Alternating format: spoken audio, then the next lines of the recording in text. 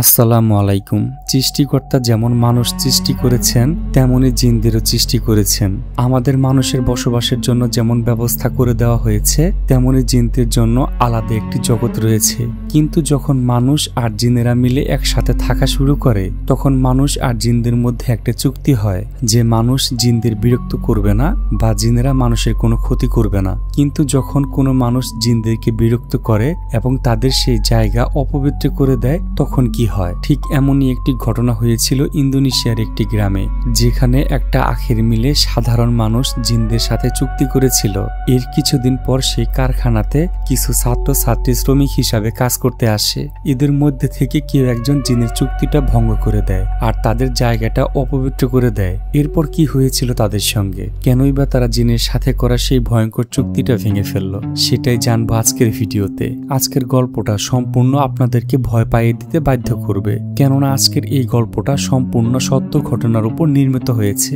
গল্পের একদম শেষে আপনি নিচেই দেখতে পাবেন সেই বাস্তব আখের মিল যেখানে এই ভয়ঙ্কর ঘটনাগুলো ঘটেছিল। গল্পে যাওয়ার আগে আমার চ্যানেলে যারা নতুন আছেন তারা অবশ্যই আমার চ্যানেলটি সাবস্ক্রাইব করে বেল আইকনটি বাজিয়ে দিবেন পরবর্তীতে আরো ভয়ঙ্কর সব ভিডিও দেখার জন্য।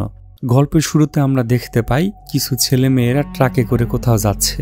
এখানে আমরা সবার সাথে পরিচয় হই। এই হচ্ছে এন্দা, এটা হেন্দ্রা, ফাদিল, নানিং, ফ্যাঙ্কি, ডুই আর এই হচ্ছে ওয়াতি। কিছুদিন পর হেন্দা আর ওয়াতির বিয়ে হবে, তাই তারা টাকা ইনকাম করার জন্য এই সুগার মিলে শ্রমিক হিসাবে যাচ্ছে। আর ফ্র্যাঙ্কি নানিংকে অনেক পছন্দ করে, তাই সে নানিংকে বলে, তোমার যদি ঘুম পায় তাহলে তুমি আমার কাঁধে মাথা রেখে ঘুমাতে পারো, কারণ আমার কাঁধ শুধু তোমার জন্যই তৈরি। কথাটা শুনে সবাই সেখানে হাসতে শুরু করে আর দুই নানিংকে মজা করে বলে, এই সুযোগটা কিন্তু তুমি হাতছাড়া করো না। ট্রাক ছাড়ার আগে সবাই আল্লাহর কাছে মোনাজাত করে। তারা আল্লাহর কাছে বলে তারা যে উদ্দেশ্যে সেখানে যাচ্ছে তারা যেন সফলভাবে আবার সেখান থেকে ফিরে আসতে পারে। এরপর ট্রাক চালু করে দেয়। সবাই এই যাত্রাটা অনেক এনজয় করে। অনেকক্ষণ ট্রাক চলার পর তারা সেই সুগার মিলের কাছাকাছি চলে আসে। তারা সবাই যাত্রা পথে ঘুমিয়ে পড়েছিল।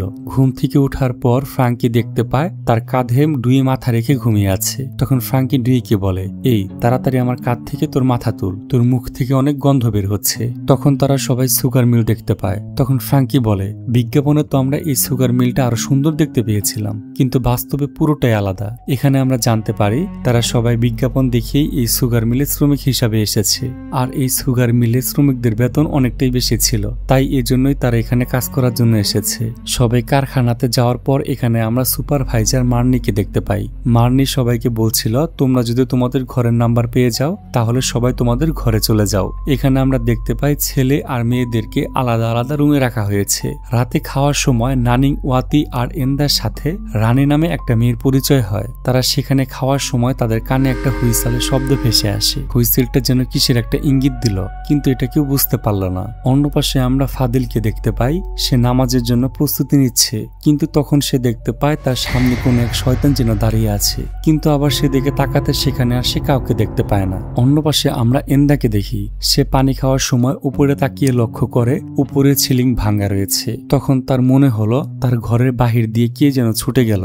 এন্দা দরজার কাছে গিয়ে দেখতে পায় দরজার লকটা নড়ছে।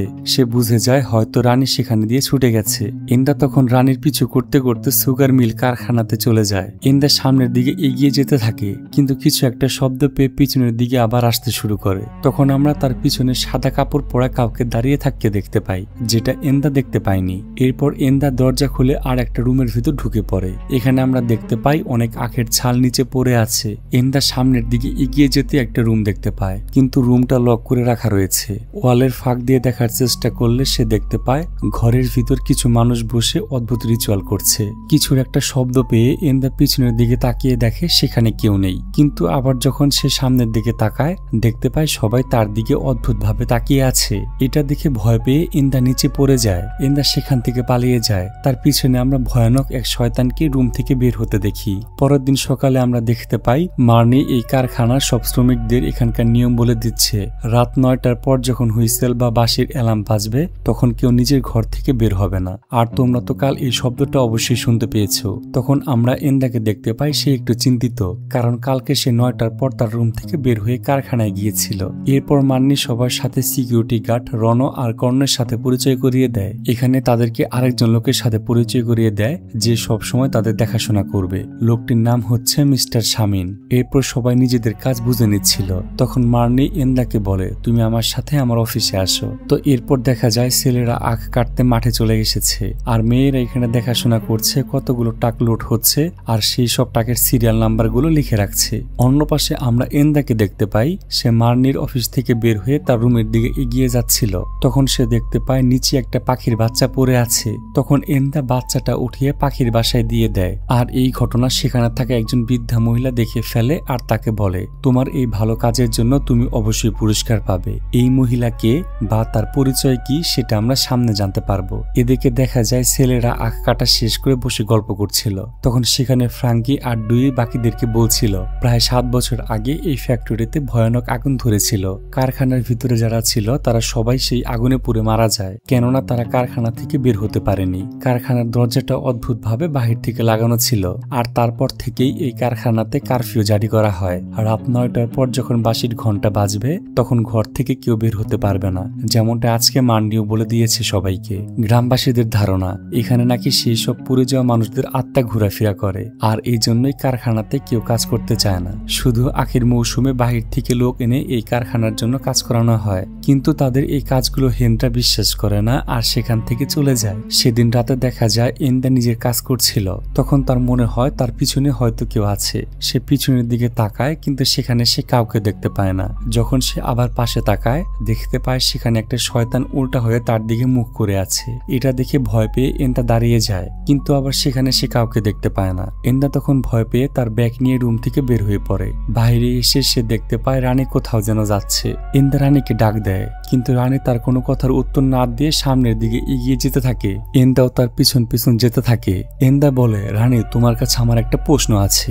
রানী বলে, তুমি আমার কাছ থেকে কি জানতে চাও? এন্দা বলে, তুমি গত রাতে তোমার রুম থেকে 9টার পর বের হয়েছিলে। তখন রানী তার দিকে ঘুরে তাকায়, কিন্তু তার চেহারা এখানে স্পষ্ট ছিল। রানী তার দিকে দৌড়ে আসতে থাকে, কিন্তু হুট করে সে একটা শয়তানের রূপ নেয়। তখন এন্দা ভয় পেয়ে কারখানা থেকে দৌড়ে বের হয়ে আসে। সেখানে তার বান্ধবীরা তাকে এই অবস্থা দেখে বলে, তোমাকে এরকম চিন্তিত লাগছে কেন, কি হয়েছে? কিন্তু এন্দা কিছু বলে না। এরপর তারা সেখান থেকে চলে যায়। সেদিন রাতে দেখা যায় রন, কর্ণ, ফ্র্যাঙ্কি আর ডুই বসে কাঠ খেলছিল। তখন কর্ণ তাদের বলে, রাত 9টার পর এখানে অনেক আত্মা ঘোরাফেরা করে। যদি রাত 9টার পর কোনো আত্মা কোনো মানুষকে দেখে ফেলে তাহলে সে মানুষদের উপর আক্রমণ করে তাকে মেরে ফেলে। কথাগুলো শুনে ডুইর অনেক ভয় হচ্ছিল। ভয়ে তার গলা একদম শুকিয়ে যাচ্ছে। ডুই তখন বলে, যদি আমাদের সামনে কোনো আত্মা চলে আসে তাহলে আমরা কি করব? রন বলে, তখন আমাদের শান্তভাবে আত্মাদেরকে বলতে হবে আমাদেরকে ক্ষমা করবেন, তাহলে সে আত্মা আমাদেরকে কিছু করবে না। ডুই ঘড়ির দিকে তাকিয়ে দেখতে পায় 9টা বাজতে কিছু সময় বাকি আছে। তখন সে আর কিছু চিন্তা ভাবনা না করে তার রুমে যাওয়ার জন্য দৌড়াতে শুরু করে। তার পিছন পিছন ফ্র্যাঙ্কিও দৌড়াতে থাকে। ফ্র্যাঙ্কি তাকে আস্তে দৌড়াতে বলছিল, কিন্তু ঠিক তখনই সেই বাঁশির হুইসেল বেজে ওঠে। বাঁশির শব্দ কানে পৌঁছানোর সাথে সাথে ফ্র্যাঙ্কি দৌড়ে ডুইয়ের আগে চলে যায়। দৌড়াতে গিয়ে ডুইয়ের একটা জুতা খুলে যায়, কিন্তু এখন জুতা নেওয়া তার ঠিক হবে না। তাই সে ভয়ে তার একটা জুতা না নিয়ে দৌড়াতে থাকে। ফ্র্যাঙ্কি রুমে ঢুকে যায়, কিন্তু ডুই দরজার গ্লাসে দেখতে পায় তার পিছনে একজন পুড়ে যাওয়া লোক দাঁড়িয়ে আছে, কিন্তু সে পিছনে তাকিয়ে আর কাউকে দেখতে পায় না। তখন সেখানে তার ফেলে আসা জুতাটা কেউ ছুঁড়ে মারে। এটা দেখে ভয় পেয়ে সে রুমের ভেতর ঢুকে যায়। অন্য পাশে দেখা যায় নানিং, ওয়াতি আর রানী কথা বলছিল। ওয়াতি এখানে নানিংকে বলে, তুমি যদি আমার জায়গায় থাকতে তাহলে কি তুমি এই অবস্থায় বিয়ে করতে? তখন নানিং বলে, এই অবস্থায় আমার কাছে টাকা না থাকলে আমি অবশ্যই বিয়ে করতাম না, কিন্তু আমি আর তুমি এক না। এরপর নানিং বাথরুমে চলে যায়। তখন ওয়াতি এন্দাকে বলে, তুমি যদি আমার জায়গায় থাকতে তাহলে তুমি কি করতে? কিন্তু এন্দা এখানে কোনো কথা বলছিল না। তখন ওয়াতি খেয়াল করে এন্দা কাল থেকে কিছু বিষয় নিয়ে যেন চিন্তা করছে। তখন ওয়াতি আর রানী এন্দাকে বলে, তোমার যদি কিছু হয়ে থাকে তাহলে আমাদেরকে সবকিছু খুলে বলো। কিন্তু এন্দা বলে, না আমি একদম ঠিক আছি। তখন তারা খাবারের বাটিটা উঁচা করে। তখন সেখানে থাকে একটা বিছে বের হয়ে যায়। এটা দেখে তারা তিনজন ভয়ে দাঁড়িয়ে পড়ে। তারা অনেক ভয় পেয়ে গিয়েছে। অন্য পাশে নানিং যখন বাথরুম করছিল তখন লাইট ফ্লিকার করতে করতে বন্ধ হয়ে যায়। নানিং তার কাজ শেষ করে যখন বাথরুম থেকে বের হতে যাবে তখন তার পিছনে আমরা অনেকগুলো পুড়ে যাওয়া আত্মাদেরকে দেখতে পাই, যেটা আবার নানিং খেয়াল করে না। বাথরুমের দরজা খুলে সেখানে নানিং ওয়াতিকে দেখে। ওয়াতি বলে, তুমি বাথরুমের লাইট বন্ধ করে রেখেছে কেন? নানিং বলে, বাথরুমের লাইটটা কেটে গিয়েছে। এটা বলে সে সেখান থেকে চলে যায়। যখন ওয়াতি বাথরুমে সুইচ অন করে তখন লাইটটা আবার জ্বলে ওঠে। ওয়াতি উজু করে নামাজে দাঁড়ায়। নামাজ শেষ করে মোনাজাত করে। মোনাজাত শেষ করে যখন তার হিজাব খুলে তখন তার পিছনে পুড়ে যাওয়া সেই আত্মা ভয়ানক এক শব্দ করে ওঠে। ওয়াতি ভয় পেয়ে সামনের দিকে এগিয়ে যায়, কিন্তু সে সেখানে কাউকে দেখতে পায় না, কারণ ওয়াতি শুধু একটা শব্দ শুনতে পেয়েছিল। পরের দিন সকালে সবাই কারখানাতে কাজ করার জন্য যাচ্ছিল। তখন ড্রুই হিন্দাকে বলে, তুমি কাল রাতে কি স্বপ্ন দেখেছো? তোমার কথা শুনতে পেলাম। হিন্দা বলে, এটা একটা দুঃস্বপ্ন ছিল। তখন ওয়াতি বলে, তুমি কাল রাতে কি স্বপ্ন দেখেছিলে আমাকে খুলে বলো। তখন হিন্দা বলে, স্বপ্নটা অস্পষ্ট ছিল আর এটা অনেক লজ্জাজনক, তুমি আমাকে বিরক্ত করো না, এখানে কাজ করতে এসেছো, শুধু কাজ করো। কথাটা বলে হিন্দা সামনের দিকে এগিয়ে যায়। এতে ওয়াতির অনেক মন খারাপ হয়। এদিকে ফ্র্যাঙ্কি বলে, আমিও নানিংকে নিয়ে একটা সুন্দর স্বপ্ন দেখেছি, কিন্তু নানিং তাকে পাত্তা দেয় না। বেচারা খুব পছন্দ করে নানিংকে, কিন্তু সে কোনোভাবেই নানিংকে ইমপ্রেস করতে পারছে না। এরপর দেখা যায় এন্দা কিছু ফাইল নিয়ে ক্রেন স্টেশনের দিকে যাচ্ছিল। পথে রানীর সাথে তার দেখা হয়। রানী তাকে জিজ্ঞেস করে, তুমি কোথায় যাচ্ছ? এন্দা বলে, আমি ক্রেন স্টেশনে যাচ্ছি, যেখানে ওজন মাপা হয় সেখানে এই ফাইলগুলা দিয়ে আসতে হবে। রানী বলে, আমি সেই দিকেই যাচ্ছি, তুমি আমাকে ফাইলগুলা দিয়ে দাও, আমি সেখানে দিয়ে আসব। এন্দা তাকে ফাইল দিয়ে দেয়, কিন্তু কিছুক্ষণ পর এন্দা দেখতে পায় রানী রেল লাইনের উপর বসে আছে, আর সামনের দিক থেকে আখ বুঝাই করা একটা বগি রানীর দিকে এগিয়ে আসছে। এন্দা তাকে বারবার লাইন থেকে সরে যেতে বলে, কিন্তু রানী তার দিকে তাকিয়ে এক অদ্ভুত হাসি দেয়। কিন্তু দেখা যায় বগিটা তার সামনে এসে থেমে গেল, কিন্তু এক মুহূর্তে সেখানে থাকা আখগুলো রানীর উপর পড়ে যায়, আর সেখানে রানীর নির্মম ভাবে মৃত্যু হয়। এরপর দেখা যায় মার্নি এন্দাকে অনেক বকাঝোকা করছে, কারণ সে কেন তার ফাইল রানীকে দিয়ে পাঠিয়েছিল। এখানে নিয়ম হচ্ছে সবার কাজ সবার করতে হবে, একজনের কাজ আরেকজন করে দিতে পারবে না। এন্দা বারবার মার্নির কাছে ক্ষমা চাচ্ছিল যে তার জন্য এসব হয়েছে, সে যেন তাকে মাফ করে দেয়। তখন সেখানে শামিন এসে মার্নিকে বলে, আমাদের এই মিল কারখানা এখন বন্ধ করে দেওয়া দরকার। কিন্তু মার্নি শামিনকে বলে, এটা আমরা করতে পারবো না, কারণ অলরেডি আমি উপর মহলে জানিয়ে দিয়েছি এটা একটা দুর্ঘটনা। তখন শামিন বলে, আগে এটা আমাদের পরীক্ষা করতে হবে যে এটা দুর্ঘটনা নাকি অন্য কিছু। এরপর দেখা যায় শামিন আর জিনা মিলে কিছু ডাব কাটছিল, আর এই মহিলাকে কিন্তু আমরা কিছুক্ষণ আগেই ইন্দার সাথে কথা বলতে দেখেছিলাম। তো যাই হোক, জিনা যতগুলো ডাব কাটছিল প্রতিটা ডাবের ভিতর থেকে কালো পানি বের হচ্ছে। লাস্টে যে ডাবটা কাটে সেটার ভিতর থেকে কিছু বিছে বের হয়ে আসে। এই ঘটনা দেখে তারা বুঝতে পারে তাদের কারখানাতে কিছু স্বাভাবিক হচ্ছে না, আর রানীর মৃত্যুটাও অস্বাভাবিক ছিল, সেটা কোনো অ্যাক্সিডেন্ট না। এরপর জিনা সিমানকে বলে, আমাদের আজকে বিকালে একটা আচার অনুষ্ঠান করতে হবে। এদিকে এন্দাকে দেখা যায় সে রানীর মৃত্যুতে আরো বেশি ভয় পেয়ে আছে। তখন ফাদিল তাকে ডেকে বলে, তুমি রানীর এই বিষয়টা নিয়ে এত ভয় পাচ্ছ কেন? এন্দা বলে, এটা কোনো অ্যাক্সিডেন্ট না, এটা অলৌকিক কোনো বিষয়, কারণ আমি এখানে অদ্ভুত কিছু বিষয়ের উপর সম্মুখীন হচ্ছি। আমি যখন এখানে প্রথম দিন আসি সেদিন রাতে আমি 9টা বাজার পর আমার রুম থেকে বের হয়ে গিয়েছিলাম এবং কারখানাতে পৌঁছে যাই। সেখানে গিয়ে আমি অদ্ভুত কিছু মানুষদেরকে দেখতে পাই যারা কিছু রিচুয়াল করছিল, আর সেদিনের পর থেকেই আমার সাথে সব অদ্ভুত ঘটনাগুলো ঘটতে শুরু করে। আর আমার মনে হয় আমার জন্য রানীও মারা গিয়েছে, কারণ সেদিন রাতে 9টার পর আমার রুম থেকে বের হওয়া একদম উচিত হয়নি। তখন ফাদিল এন্দাকে বলে, তুমি চিন্তা করো না, সব ঠিক হয়ে যাবে, তুমি আল্লাহর কাছে প্রার্থনা করো। এরপর দেখা যায় শামিন আর জিনা মিলে একটা রিচুয়াল করছে। তারা 2টা গরু নিয়ে এসেছে শয়তানের উদ্দেশ্যে বলি দেওয়ার জন্য, আর জিনা এখানে অদ্ভুত ভাষায় কিছু মন্তব্য ছিল।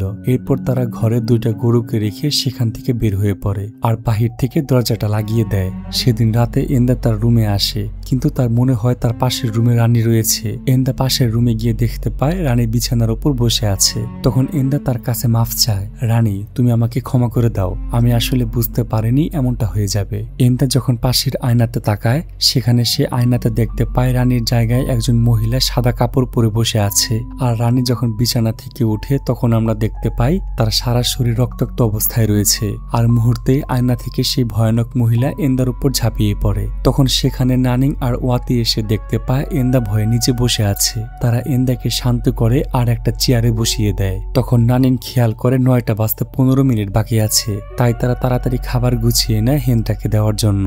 নানিং খাবার নিয়ে হিন্দার রুমে চলে আসে তাকে খাবার দিতে, কিন্তু ফ্র্যাঙ্কি ভাবে তাকে খাবার দেওয়ার জন্য নানিং খাবার নিয়ে এসেছে। তখন ফ্র্যাঙ্কি ডুইকে ডেকে বলে, আমি কি স্বপ্ন দেখছি, আমাকে একটা চিমটি কাটতো। তখন ডুই তার নাকে একটা ঘুষি দিয়ে তার নাকটা ফাটিয়ে দেয়। তখন সে বুঝতে পারে যে না, এটা তার স্বপ্ন না। তখন সেখানে হেন্দা আসলে নানিং তাকে বলে তোমার জন্য ওয়াতি খাবার পাঠিয়েছে। ফ্র্যাঙ্কি হেন্দাকে বলে এত ভালোবাসা পাওয়ার জন্য আমাকে কি করতে হবে, আমাকে একটু বলে দাও যেন নানিং আমাকে একটু ভালোবাসে। তখন দুই মজা করে বলে তেমন কিছু করতে হবে না, শুধু নিয়মিত গোসল করবি আর নিজেকে একটু পরিষ্কার রাখলেই হবে। তখন সেখানে ফাদিল এসে নানিনকে বলে 9টা বেজে যাবে, তাড়াতাড়ি তোমার রুমে চলে যাও, 9টার পর বাহিরে থাকা ঠিক হবে না। নানিং তখন সেখান থেকে বের হয়ে যায়, কিন্তু ঘরে ঢোকার আগে বাঁশি হুইসেল বেজে ওঠে। তখন নানিং দ্রুত তার রুমে ঢুকে পড়ে, আর একটুর জন্য শয়তান তাকে ধরতে পারল না। পরের দিন সকালে শামিন আর জিনা ঘরের দরজা খুলে দেখতে পায় সেখানে তারা গরুদের যেভাবে বেঁধে রেখেছিল তারা সেভাবেই রয়েছে। শয়তান তাদের ভোগ গ্রহণ করেনি। গরু দুইটাকে জীবিত দেখে তারা দুইজন অনেক ভয় পেয়ে যায়। শামিন তখন জিনাকে বলে কেন সে আমাদের ভোগ গ্রহণ করলো না।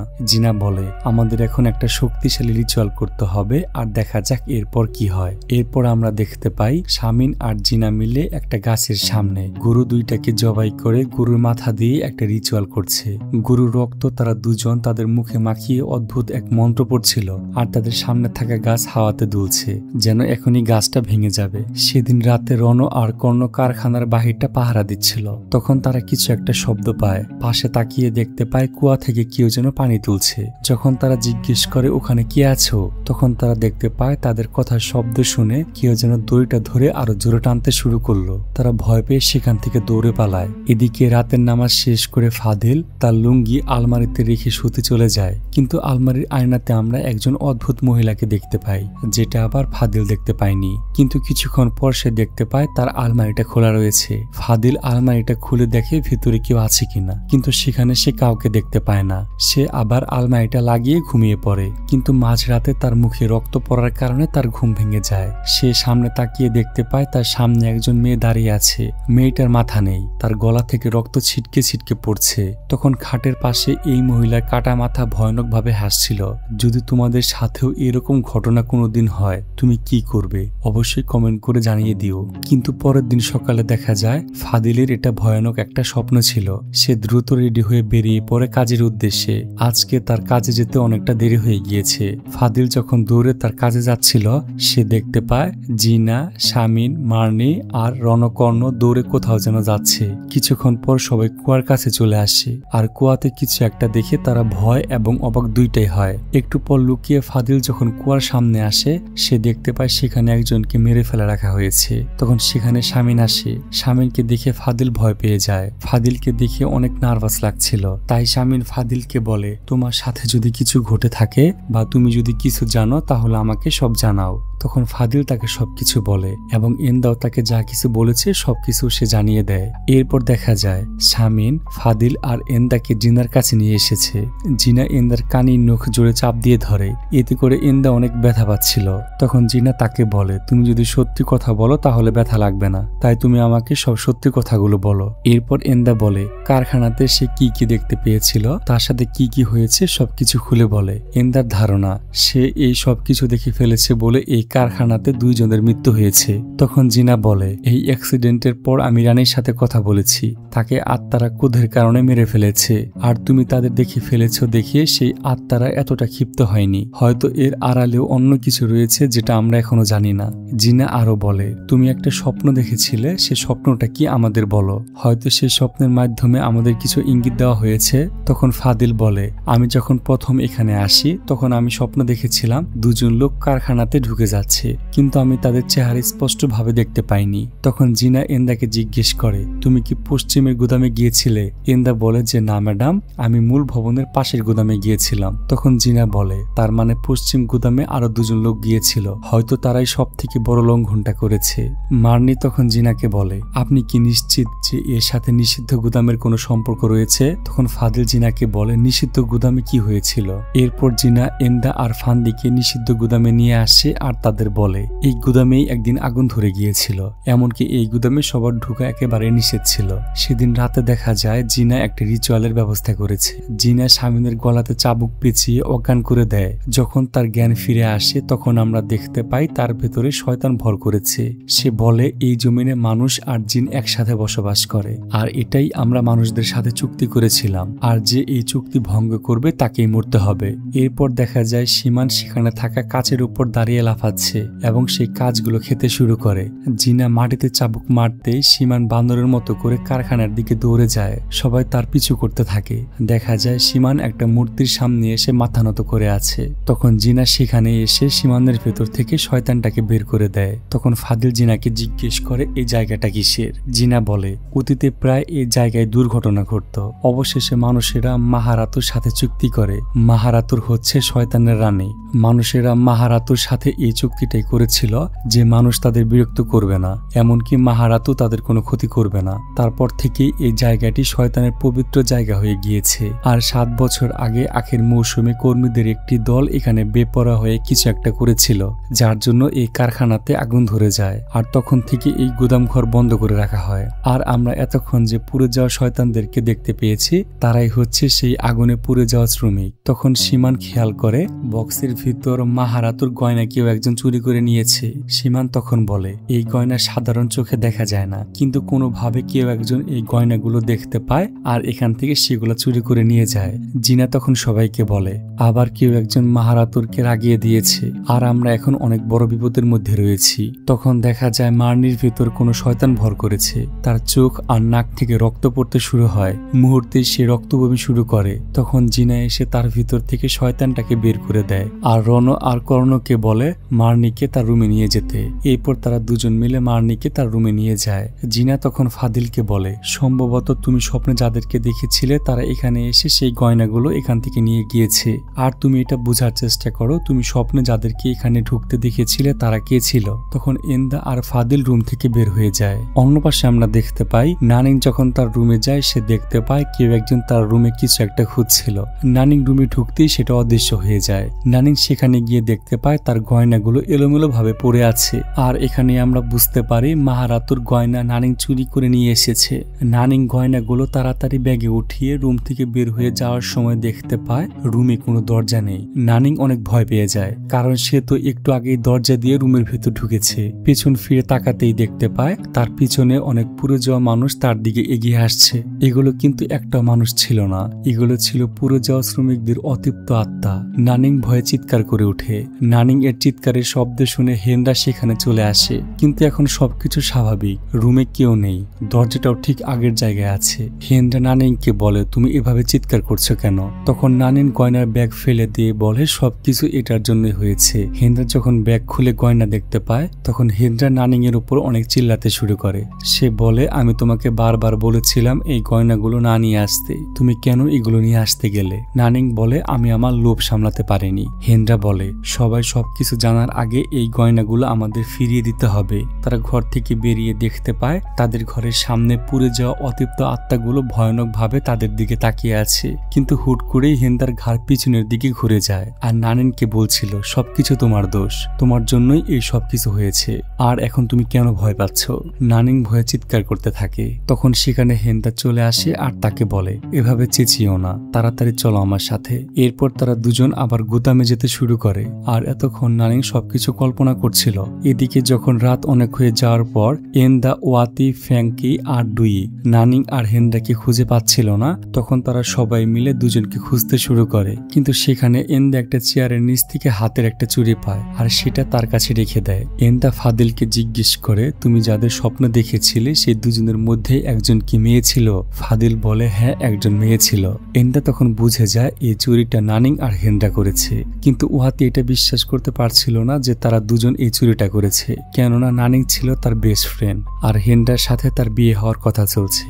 আর ওয়াতি দুজনকে খুব ভালোভাবেই চিনে, তারা এমন কাজ করতেই পারে না। এরপর তারা দুজন দুজন করে হেন্ড্রা আর নানিংকে খুঁজছিল। ফাদিল যখন দুইজনকে খুঁজছিল তখন সেখানে একটা লোক এসে বলে আমার বন্ধুকে সাহায্য করো, আমার বন্ধু ভিতরে রুমে আছে। ফাদিল তখন ভিতরে রুমে যায়। আলমারিটা খুলতেই দেখে তাকে একটু আগে যে এখানে ডেকে নিয়ে এসেছে সেই আলমারিতে ভয়ে বসে আছে। আর ফাদিলকে বলে তোমাকে যে এখানে ডেকে নিয়ে এসেছে সে কোনো মানুষ না, সে একটা শয়তান ছিল।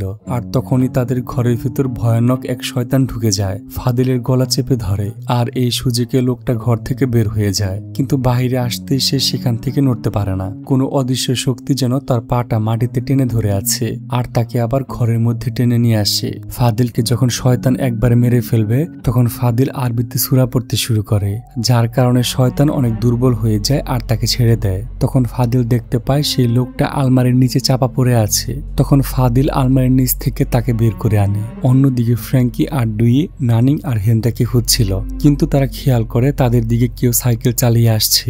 সেদিকে লাইটটা ধরতেই সাইকেলটা অন্যদিকে চলে যায়, কিন্তু মুহূর্তে সেই সাইকেল তাদের পিছন দিয়ে চলে গেল। তারা যখন পিছনের দিকে ঘুরে দেখতে পায় একটা লোক তাদের দিকে সাইকেল চালিয়ে আসছে, কিন্তু লোকটার মুখের মধ্যে একটা বড় ছিদ্র রয়েছে। তারা এরকম ভয়ঙ্কর একজন মানুষকে দেখে দিকব্যাতিক হারিয়ে দুইজন দুই দিকে দৌড় দেয়। অন্য পাশে আমরা এন্দা আর ওয়াতিকে দেখতে পাই তারা গুদাম ঘরের দিকে এগিয়ে যাচ্ছে। তখন ওয়াতি এন্দাকে বলে, এই জায়গাটা আমার কাছে একদম ভালো লাগছে না। সেই মুহূর্তে এন্দা খেয়াল করে উপরে একটা শয়তান হাওয়াতে ভাসছে। ওয়াতি যখন পিছনের দিকে তাকাবে তখন এন্দা ওয়াতিকে ধরে সামনের দিকে এগিয়ে নিয়ে যায়, কারণ ওয়াতি ভয় পেয়ে যাবে বলে তাকে পিছনে দেখতে দিল না। এদিকে ফাদিল সেই লোকটাকে রুমের বাইরে রেখে আবার নানিং হেনরাকে খুঁজতে শুরু করে, কিন্তু তার পিছনে আমরা সেই পুরো যাওয়া শ্রমিকদের আত্মাকে দেখতে পাই। যখন ফাদিল পিছনের দিকে তাকায় সে সেখানে আর কাউকে দেখতে পায় না। আবার সামনের দিকে এগিয়ে যাওয়ার সময় আমরা তার পিছনে আবার তাদেরকে দেখতে পাই। অন্য পাশে ফ্রাঙ্কি আর ডুই দৌড়াতে দৌড়াতে তাদের সামনে একটা মেয়েকে দেখতে পায়। ভয় পেয়ে যখন তারা পিছনের দিকে দৌড়াতে শুরু করে সেখানেও আবার সে মেয়েকে দেখতে পায়।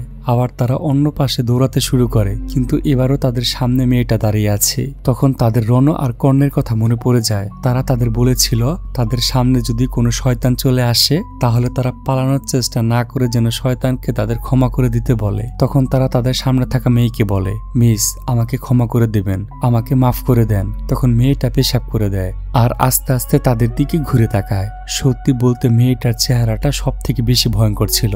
আমার তো এক মুহূর্তের জন্য মনে হচ্ছে বাস্তবেও জিন দেখতে এরকমই হবে। মেয়েটা যখন তাদের উপর আক্রমণ করতে যাবে তখন তারা এরকম বিভৎস চেহারা দেখে ভয়ে সেখান থেকে পালাতে শুরু করে। তারা দুজন পালানোর সময় ফাদিলের সাথে ধাক্কা লাগে। তখন ফ্র্যাঙ্কি ফাদিলকে বলে, তুমি কোথায় যাচ্ছ? ফাদিল বলে, আমি পশ্চিমের গুদামে যাচ্ছি। তখন তারা দুজনে ফাদিলের সাথে পশ্চিমের গুদামে যাওয়ার জন্য চলে যায়। অন্য পাশে আমরা দেখতে পাই নানিং আর হেনরাকে। তারা গিয়ে জিনাকে সব গয়না ফেরত দেয়। তখন সেখানে এন্দা এসে সেই হাতের চুরিটা জিনাকে দেয় যেটা একটু আগে সে পেয়েছিল।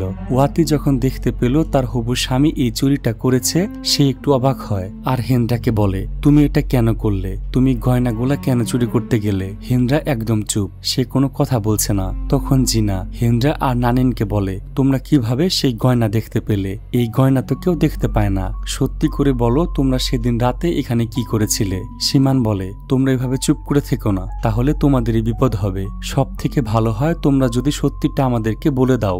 এরপর নানিং কাঁদতে কাঁদতে বলে, প্রথম রাতে আমি আর হেনরা গুদাম ঘরে আসি। এরপর আমরা দেখতে পাই তারা দুজন মিলে গুদাম ঘরে মাহারাতুর মূর্তির সামনে ঘনিষ্ঠ হয়েছে। তারা এখানে কোনো কিছু না ভেবেই তারা মাহারাতুর জায়গাটা অপবিত্র করে দেয়। আর তাদের এই ঘনিষ্ঠ হওয়ার দৃশ্যটা এখানে পুড়ে যাওয়া সকল শ্রমিক দেখছিল, যেটা আবার তারা দেখতে পায়নি। কিছুক্ষণ পর নানিং দেখতে পায় মাহারাতুর মূর্তির পিছনে আলো জ্বলছে। সে মূর্তির দিকে এগিয়ে যায়। সেখানে একটা বক্স দেখতে পেয়ে বক্সটা খুলে আর বক্সের ভিতরে দেখতে পায় অনেকগুলো গয়না রয়েছে। হেনরা তখন নানিনকে বলে, এই গয়নাগুলো নিও না, তাড়াতাড়ি চলো আমরা এখান থেকে বের হয়ে যাই। আর তারা দুজন এখানে ঘনিষ্ঠ হওয়ার কারণে তারা এই জায়গাটা অপবিত্র করে দেয়, আর এই কারণেই তারা এই গয়নাগুলো দেখতে পেয়েছে। কথাগুলো শুনে উহাতে অনেক কষ্ট পায় আর হেনরাকে বলে, তুমি এটা কিভাবে করলে? কিছুদিন পর তো আমাদের বিয়ে হতো। আর নানিং, তুই এটা কিভাবে করতে পারলি? তুই তো আমার বেস্ট ফ্রেন্ড ছিলি। তখন ফ্র্যাঙ্কিও রেগে যায় আর হেনরাকে বলে, তুই তো জানতি আমি নানিংকে কতটা পছন্দ করতাম, কিন্তু তুই এটা কিভাবে করতে পারলি? তখন জিনা বলে, তোমরা যে পাপটা করেছো এই পাপটা হচ্ছে শয়তানের সব থেকে প্রিয় একটা পাপ। এন্দা তখন নানিনকে বলে, আমি তো ভেবেছিলাম এইসব কাজ আমার জন্যই হচ্ছে, কিন্তু এখন আমি বুঝতে পারলাম এইসবের পিছনে রয়েছিস তুই। নানিং সবার কাছে ক্ষমা চায়, আমাকে মাফ করে দাও, আমি ভুল করেছি। কিন্তু তখন ওয়াতি অনেক কষ্ট পেয়ে সেখান থেকে দৌড়ে চলে যায়। কিন্তু একটু পর আমরা দেখতে পাই ওয়াতির ভিতর শয়তান ভর করেছে এবং তাকে হাওয়াতে ভাসিয়ে নিচ্ছে। তখন ওয়াতি ভয়ানক ভাবে হাসছিল। তার হাসির শব্দ পেয়ে তারা দৌড়ে সেখানে চলে আসে। তখন ওয়াতি অদ্ভুত ভাষায় কিছু একটা বলছিল।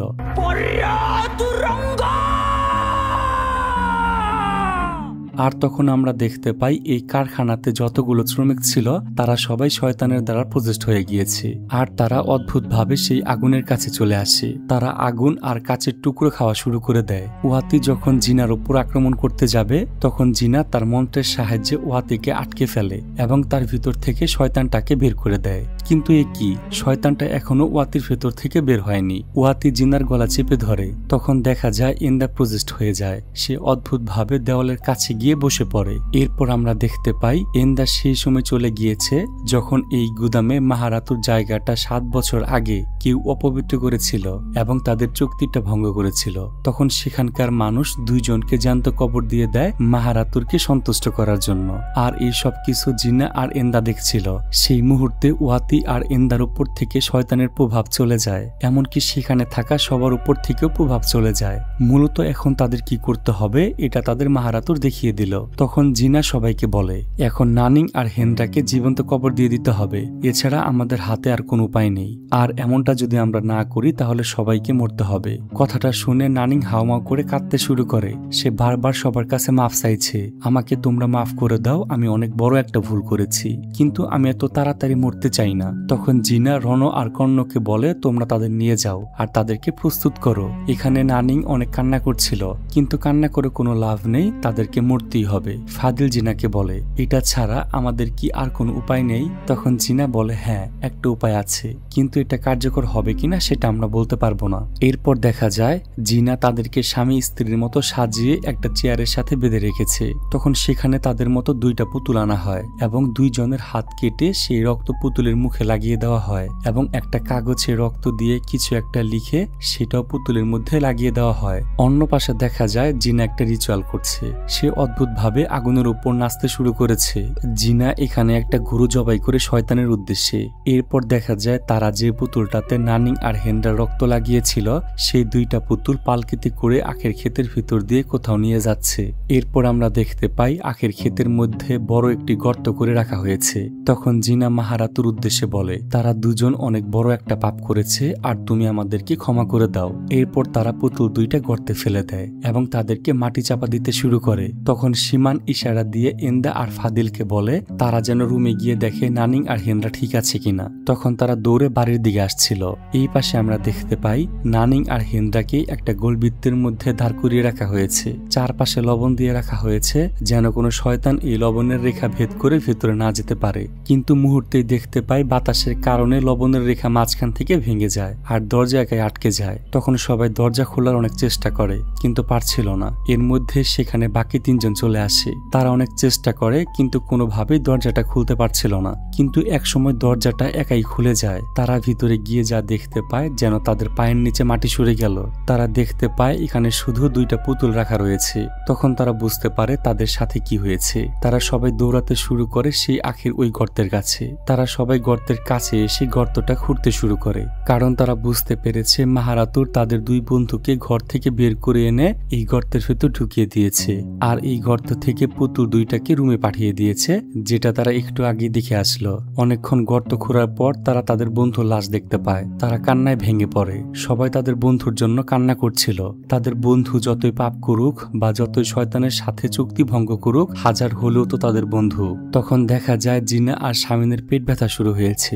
মুহূর্তেই তারা রক্তবমি শুরু করে আর জিনাকে মাহারাতুর প্রজেস্ট করে তাদের সবাইকে বলে, তোরা কিভাবে ভাবলি তোরা সবাই আমাকে বোকা বানাতে পারবি? তোরা হাজার চেষ্টা করলেও মাহারাতুরকে কখনো বোকা বানাতে পারবি না। এটা বলে মাহারাতুর জিনার শরীর ছেড়ে চলে যায়। এরপরের দৃশ্যে দেখা যায় জিনা সবাইকে বলছে, আমরা তোমাদের বন্ধুদের বাঁচাতে পারলাম না, তারা পাপ করেছে আর তারা পাপের সাজা পেয়েছে। এরপর তারা সবাই এই মিল কারখানা থেকে চলে যায়। কিন্তু ট্রাকে যাওয়ার সময় ফাদিল সেই শয়তানটাকে এন্দার পিছনে দেখতে পায়। আর অন্য পাশে জিনা আর শামিন সেই ঘরে গিয়ে দেখতে পায় তারা যে 2টা গরুকে শয়তানের উদ্দেশ্যে বলে দিয়েছিল সেই 2টা গরু আবার জীবিত অবস্থায় সেই ঘরে বাঁধা রয়েছে।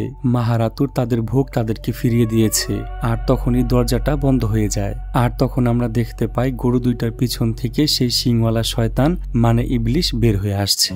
আর এখানেই এই গল্পটা শেষ হয়ে যায়। গল্পের শেষে আমরা বুঝতে পারি মাহারাতুর একাতুর এখনো শান্ত হয়নি, তাকে শান্ত করা যায়নি। সে এখন অত সহজে কারো পিছু ছাড়বে না। হয়তো এই মুভিটার দ্বিতীয় পার্ট নিয়ে আসবে, তাই মুভিটা এভাবে শেষ করা হয়েছে। আর এই মুভির দ্বিতীয় পার্ট আসলে অবশ্যই আপনারা আমার এই চ্যানেলে পেয়ে যাবেন। তার জন্য আমার চ্যানেলটি সাবস্ক্রাইব করে বেল আইকনটি বাজিয়ে দিন।